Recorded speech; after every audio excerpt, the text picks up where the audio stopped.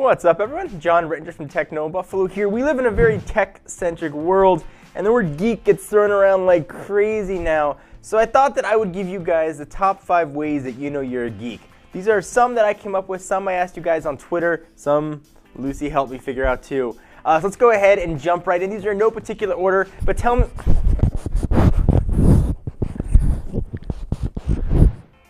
So I consider myself a geek through and through, so picking the top 5 was kind of tough. So I took to Twitter with some ideas that I had, some ideas you guys had, and some things I just saw a ton of people say the same thing of. So let me go ahead and jump in and talk about the top 5 ways that you know you are a geek, in no particular order.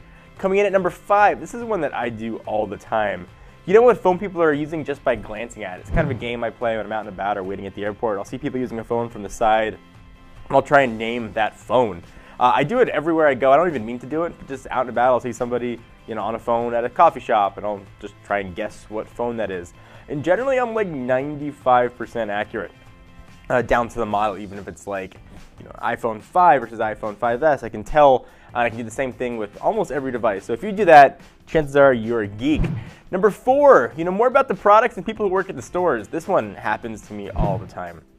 I'll walk into a carrier store, AT&T or Verizon, ask a question about a phone. They're like, ooh, I don't know, but do you want to upgrade to our next plan? I was like, you have to know about the products that you're selling. I get it when I go to Best Buy or Apple stores.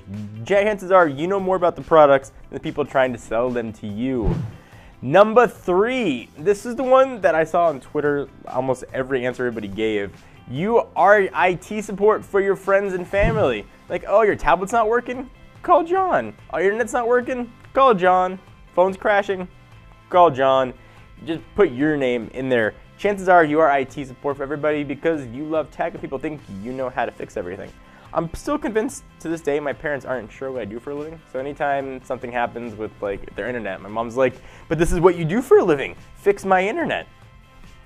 Number 2, and this one I'm guilty of, and I try to be a better person, but it happens. You judge people just a little bit based on what phone they're using. You'll see somebody out and about using like an iPhone 3G or 3GS, just like, ooh, bro, time for an upgrade. You're like, really? Does that thing still run? You'll see a Galaxy S2 and you'll be just like, man, yikes, TouchWiz? That sucked back then.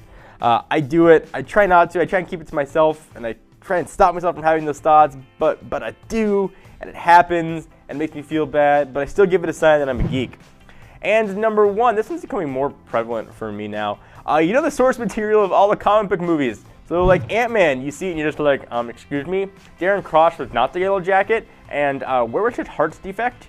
I was a big comic nerd, probably shouldn't come as any surprise to you. I read most of the comics that are being turned into movies. And the ones I didn't read that are out now, I just go back and reread. I love Marvel Unlimited. I can go through and read all that stuff.